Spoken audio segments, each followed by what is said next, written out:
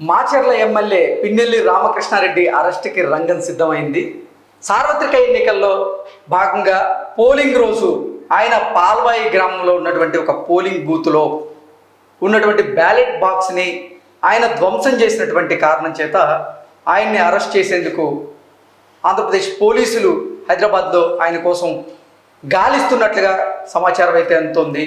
ఈరోజు రేపట్లో పిన్నెల్లి రామకృష్ణారెడ్డిని అరెస్ట్ చేసే అవకాశం ఉంది అంటూ కూడా కొన్ని వార్తలు అయితే వస్తున్నటువంటి నేపథ్యంలో ఈ అంశం మీద మనతో మాట్లాడేందుకు జై భారత్ నేషనల్ పార్టీ అధికార ప్రతినిధి, అలాగే ఆ పార్టీ నుంచి ఎమ్మెల్యే అభ్యర్థిగా పోటీ చేసినటువంటి చిరంజీవి నాయక్ మనతో ఉన్నారు. ఆయనతో మాట్లాడదాం. చిరంజీవి గారు హాయ్ అండి. హాయ్ అండి, జై భారత్ అండి. పోలింగ్ రోజు చూసాం మనం, పిన్నెల్లి రామకృష్ణారెడ్డి పాల్వాయి గ్రామంలో పోలింగ్ బూత్కి వెళ్ళారు.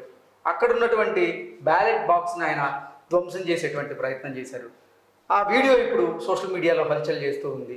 ఆ వీడియోని ఆధారంగా చేసుకొని ఇప్పుడు పిన్నెల్లి రామకృష్ణారెడ్డిని అరెస్ట్ చేసేందుకు పోలీసులు రంగం సిద్ధం చేశారు. ఆయనేమో ఇప్పుడు మాచర్లలో లేకుండా హైదరాబాద్లో తిరుగుతున్నారు.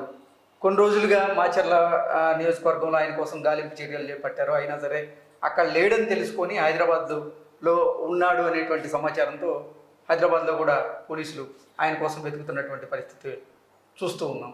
ఏంటి అసలు మాచర్ల అసెంబ్లీ నియోజకవర్గంలో ఏం జరిగింది ఆ రోజు? అంటే ఒకటండి, ఇక్కడ మెయిన్ మనం ప్రధానంగా చూడాల్సి వస్తుంది. ఈవీఎం బ్రేకేజ్లో జరిగాను, పోలింగ్ బూత్లోకి వెళ్ళి బ్రేక్ జరిగింది. అది 13th పోలింగ్ రోజు జరిగింది. ఈ రోజు 22nd, ఆల్మోస్ట్ 9 days అవుతుంది. ఈ 9 daysలో ఈ ప్రక్రియ జరిగిన తర్వాత ఇంత డే నైట్ ఎలక్షన్ జరుగుతున్న క్రమంలో బూత్లోకి వెళ్ళి ఒక అభ్యర్థి తనతో పాటు కొంతమంది గూన్స్ని తీసుకొని వెళ్ళి ఈవీఎంని అక్కడికక్కడే బ్రేక్ చేస్తే పీఓ ఏం చేస్తున్నాడు, అసలు ఆర్ఓ ఏం చేస్తున్నాడు? పీఓ ఇమీడియట్ గా బ్రేక్ అయిన ఈవీఎం దగ్గర అక్కడ ఎలక్షన్ ఆపాలి కదా. బ్రేక్ అయ్యి ఈవీఎంని బ్రేక్ చేస్తే పీఓ ఇమీడియట్ గా ఆర్ఓకి ఇన్ఫార్మ్ చేసి ఇలా జరిగింది, ఇక్కడ దీన్ని ఎలక్షన్ ఆపాలి అని చెప్పాలి కదా. ఆ బ్రేక్ అయిన ఈవీఎంతోనే ఆ బూత్ లో ఎలక్షన్ జరిపించారా వీళ్ళు? ఆ ఈవీఎం పనిచేసిందా? అక్కడ ఫ్రీ అండ్ ఫెయిర్ మ్యాన్ లో ఎన్నిక జరిగినట్టు మనం ఎలా అనుకోవాలి? జరిగితే ఆ రోజే పీఓ అండ్ ఆర్ఓ టుగెదర్ పోలీసులకి కంప్లైంట్ చేసి ఎందుకు ఇతని మీద కేసు రిజిస్టర్ చేయలేదు, first thing. And almost 60% of the polling booth లో మనకు వీడియో కెమెరా సర్వైలెన్స్ లో ఎలక్షన్ జరిగింది అంటున్నారు. కంట్రోల్ రూమ్ లో అందరూ మానిటర్ చేస్తున్నారు. కలెక్టర్ రూమ్ లో కూర్చున్నారని ఒక కంటెస్టింగ్ క్యాండిడేట్ గా మేము కలెక్టర్ ఆఫీస్ కి పోలింగ్ కి ముందు వెళ్ళినప్పుడు మాకు చెప్పిన మాట, కలెక్టర్ ఆఫీస్ లో సీసీటీవీ కెమెరాల్లో వీడియో కెమెరాస్ లో మేము ఇక్కడ కూర్చొని మానిటర్ చేస్తున్నాము, ఎలాంటి మిస్ హ్యాపెనింగ్స్ జరిగినా ఇమీడియట్ యాక్షన్స్ తీసుకుంటామని చెప్పారు కలెక్టర్ గారు. చెప్పిన తర్వాత ఇది 13th జరిగితే సీసీటీవీ కెమెరాలో రికార్డ్ అయిన దాన్ని కలెక్టర్ ఆఫీస్ లో కంట్రోల్ రూమ్ లో కూర్చొని చూస్తూ ఉన్నట్లయితే 13th వీళ్ళ మీద కేసు ఎందుకు రిజిస్టర్ చేయాలా, ఎందుకు బుక్ చేయాలా, అతను ఎందుకు అరెస్ట్ చేయాలా? ఈ ప్రక్రియ 9 రోజులుగా జరిగిన తర్వాత నిన్న ఈ వీడియో సర్క్యులేషన్ లోకి వచ్చింది. అంటే 9 రోజులు దాచిపెట్టేదానికి కారణం ఇది. అంటే అధికారులు ఎవరి ప్రలోభాలకి లోనై ఎవరికి ఫేవర్ చేసేదానికి ఎన్నికలు జరిపించారు. అసలు ఎన్నికల సంఘం ఉన్నది ఫ్రీ అండ్ ఫెయిర్ మ్యాన్ లో ఎన్నికలు జరిగేదానిక ఇలా విధ్వంసాలతో ఈవీఎంలు బద్దలు కొట్టేసేసి రౌడీయిజంతో ఎన్నికలు జరిపించేదానికి ఎలక్షన్ కమిషన్ ఉంది. దీని మీద ఎలక్షన్ కమిషన్ ఇమీడియట్ గా ఆన్సర్ చేయాలి. ఈ ల్యాగ్ ఎందుకు వచ్చింది? 13th జరిగితే అంటే ఈ ఘటన మీద కూడా కేంద్ర ఎన్నికల సంఘం చాలా సీరియస్ గా ఉన్నట్లు, అందుకే సీరియస్ ఎక్కడ ఏ యాక్షన్ తీసుకుంది అతని మీద? ఎక్కడ ఏ పోలీస్ స్టేషన్ లో కేసు బుక్ అయింది? ఎక్కడ కేసు బుక్ అయింది? అంటే అతను అరెస్ట్ చేసేందుకు లెట్ మీ ఫినిష్. ఎక్కడ కేసు బుక్ అయింది? ఫస్ట్ థింగ్, సిట్ వేశారు. సిట్ విచారణ జరుగుతూ ఉంది. పల్నాడులో జరుగుతున్న గొడవల మీద సిట్ ఎంక్వైరీలో ఈ పర్టికులర్ డ్యామేజ్ గురించి ఏమైనా మెన్షన్ చేశారా? ఎక్కడ బయటికి రాలేదు కదా. ఎక్కడ కేసు బుక్ అవ్వలేదు. తర్వాత సిట్ ఎంక్వైరీలో దీని గురించి పెద్దగా లేదు. అండ్ ఎలక్షన్ జరిగి ఆల్మోస్ట్ 9 days కంప్లీట్ అవుతుంది. ఈ రోజు వరకు అతన్ని ఎందుకు అరెస్ట్ చేయలేదు? ఈసీ ఏం చేస్తుంది? నిద్రపోతుందా? ఇది ఇలా ఈవీఎంలు ధ్వంసం చేసి election free and fair man లో జరిపామనేసి చేతులు దులుపుకుంటే ఇది దేనికి సంకేతం? ఇది వీడియో బయటకు వచ్చిన తర్వాత వైసీపీ టాప్ లీడర్షిప్ కూడా ఇది జరిగింది తప్పు అనేది కనీసం బహిర్గతంగా వచ్చి క్షమాపణ చెప్పేదానికి లేకుండా అయిపోతుంది. అంటే వైసీపీ ఆల్మోస్ట్ ఈ విధ్వంసాలతో ఎలక్షన్ జరిపిందా అనే దానికి ఇప్పుడు డౌట్ ఆస్కారం ఇస్తుంది. ఒకసారి మనం ఆ వీడియో చూసేటువంటి ప్రయత్నం చేద్దాం. ఆ వీడియోలో కూడా చూసినట్లయితే అంటే ఆ పోలింగ్ బూత్ లో ఉన్నటువంటి ఏజెంట్ ఎవరైతే ఉన్నారో ఆయన ప్రతిఘటించేందుకు కూడా ప్రయత్నం చేశారు. కానీ ఆ ప్రయత్నాన్ని అంటే పిన్నెల్లి రామకృష్ణారెడ్డి గారితో 2-3 వచ్చినట్టున్నారు. ఆ ముగ్గురులో అసలు ఎలక్షన్ సెక్యూరిటీ ల్యాబ్స్ అనే దానికి ఎగ్జాంపుల్ ఒక క్యాండిడేట్ ని మాత్రమే బూత్ లోకి అలౌ చేస్తారండి. క్యాండిడేట్ తో పాటు అతను అనుచరులందరిని ఎలా అలౌ చేశారు? అసలు పోలీస్ ఫెయిల్యూర్ అనే దానికి ఎగ్జాంపుల్ ఇది కాదా? ఎలక్షన్ కమిషన్ వారు రూల్ ప్రకారం ఎలక్షన్ జరపలేదు అనే ఎగ్జాంపుల్ ఇది కాదా?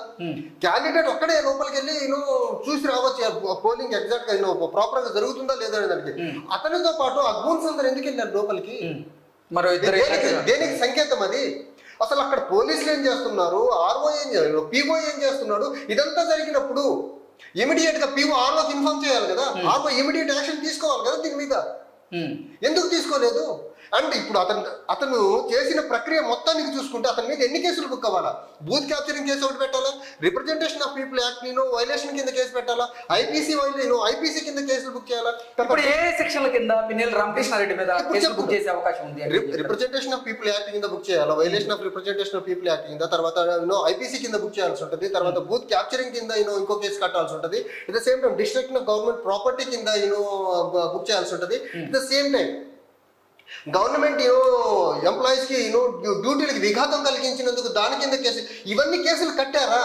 ఏ పోలీస్ స్టేషన్ లో కట్టారు? కట్టుంటే పాల్వా అంటే అది 2 చింతల మండలం కిందకు వస్తుంది. ఆ 2 చింతల పిఎస్ వాళ్ళు ఈ కేసులన్నీ కట్టారా కట్టలేదా?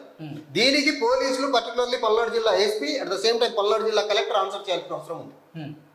ఇప్పుడు ఏంటి ఆయన మీద యాక్షన్ తీసుకునే అవకాశం ఉందంటారు? అసలు కేసు బుక్ అయిందా లేదా? ఫస్ట్ కేసు బుక్ అయితే కదా యాక్షన్ అయ్యేది. కేసే ఇప్పటి వరకు కేసు బుక్ అయినట్టు లేకపోతే ఈ జరిగిన ఏదైతే విధ్వంసం జరిగిందో ఇది సిట్ విచారణలో బయటపడ్డదా? ఈ రెండు జరిగి ఉంటే కదా అతని మీద యాక్షన్ తీసుకునేది. అది బుక్ అయిందా లేదా పోలీసులు బహిర్గతం చేయాలి కదా. పల్నాడు జిల్లా ఎస్పీ ఖచ్చితంగా దీని మీద ఆన్సర్ చేయాలి కదా. పల్నాడు జిల్లా కలెక్టర్ కూడా దీని మీద ఆన్సర్ చేయాలి కదా. కన్సర్న్ మాచర్ల ఆర్ఓ ఎవరైతే ఉన్నారో ఆయన కూడా ఆన్సర్ చేయాల్సిన అవసరం ఉంది. కేసు కట్టారా లేదో తెలియకుండా అతను ఏ సెక్షన్ల కింద కట్టారు ఎలా? ఇప్పుడు నేను చెప్పిన క్లాసెస్ అన్నిటి కింద అతను బుక్ చేయాల్సిన అవసరం ఉంది. అంటే అట్ ద సేమ్ టైం ఇంత విధ్వంసం జరిగింది కాబట్టి అక్కడ ఖచ్చితంగా అక్కడ రీపోల్ జరపాల్సిన అవసరం ఎంతైనా ఉంది. అంటే పోలీసులు ఈ వీడియోని సుమోటోగా తీసుకోవాలి కదా. నేను చెప్తున్న ఫస్ట్ నుంచి అదే 13th జరిగితే ఈ రోజు వరకు పోలీసులు కానీ, పీఓ కానీ, ఆర్ఓ కానీ, జిల్లా ఎస్పీ కానీ, జిల్లా కలెక్టర్ కానీ ఏం చేస్తున్నారు? ఇక ఇప్పుడు మీ దగ్గర మీ కెమెరాలో రికార్డ్ అయిన వీడియోనే కదా ఇది. అంటే అట్లీస్ట్ మీరు ఆ రోజు చూసి ఉంటారు. కొత్తగా ఈ పల్నాడు జిల్లాకి ఎస్పీగా మల్లికా గార్గ్ గారు వచ్చినటువంటి నేపథ్యంలో ఆవిడ ఇటువంటి ఘటనలు పునరావృతం కాకుండా ఉండేందుకు తగిన చర్యలు తీసుకుంటూనే ఆ ఘటనలకు ఎవరైతే పాల్పడ్డారో వాళ్ళ మీద యాక్షన్ తీసుకునేందుకు కూడా మేము సిద్ధం అవుతున్నాం అంటూ కూడా ఆవిడ నిన్న చెప్పినట్టు. పోస్ట్ పోల్ వైలెన్స్ గురించి మనం పక్కన పెడితే పోలింగ్ రోజు ఎగ్జాక్ట్ గా కంటెస్టింగ్ క్యాండిడేట్ చేసిన దాని మీద మల్లికా గార్గ్ గారు ఏం చెప్తారు? పల్నాడు జిల్లా ఎస్పీ గారు దీని మీద ఏం చెప్తారు? ఫస్ట్ ఆయన బుక్ చేస్తున్నారా లేదా? బుక్ చేస్తున్నట్లయితే ఏ పిఎస్ లో అతని కింద కేసులు బుక్ అయినాయి చెప్పాల్సిన అవసరం ఎంతైనా ఉంది. ఇమ్మీడియట్ గా ఇలాంటి వాటి మీద ఇప్పుడు పల్నాడు జిల్లా ఎస్పీ గారు రెస్పాండ్ అతని మీద కేసులు బుక్ చేసి అతను పట్టుకెళ్ళి అర్జెంట్ గా కోర్టులో సబ్మిట్ చేయాల్సిన అవసరం ఉంది. ఓకే చిరంజీవి గారు, thank you so much. Thank you.